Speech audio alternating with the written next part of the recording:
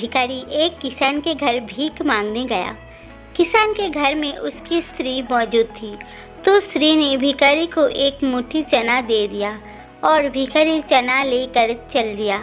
लेकिन रास्ते में भिखारी सोचने लगा, हमारा भी कोई जीवन है।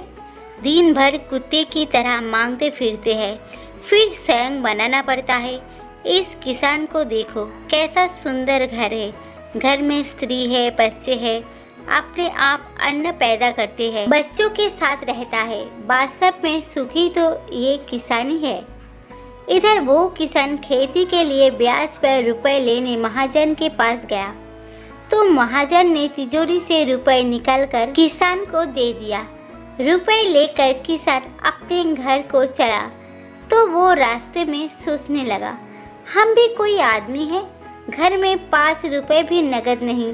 महाजन कितना धनी है, उसके पास सैकड़ों रुपए है। वास्तव में सुखी तो यह महाजन ही है। दूसरे दिन महाजन कपड़े लेने गया।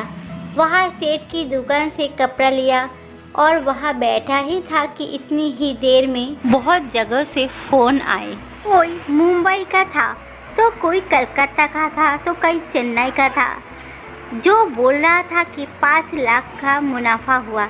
किसी ने बोला कि 1 लाख का मुनाफा हुआ, किसी ने 2 लाख का। महाजन ये सब सुनता रहा, फिर कपड़ा लेकर चला आया और रास्ते में सोचने लगा कि हम भी कोई आदमी है। 100-200 जुड़ गए तो महाजन कहलाने लगे।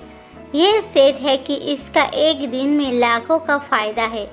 वास्तव में सुखी तो यह सेठ ही है। उधर सेठ बैठा ही था कि इतने में फ़ोन आया कि 5 लाख का घाटा हुआ और वो बड़ी चिंता में पड़ गया। लेकिन तभी उसने देखा कि एक भिखारी हाथ में एक डंडा लिए अपनी मस्ती में जा रहा था, तो सेठ ने उसे देखकर कहा, वास्तव में सुखी तो यह भिखारी है। इसे ना तो घाटे की चिंता है और ना ही मुनाफा की फिक्र है।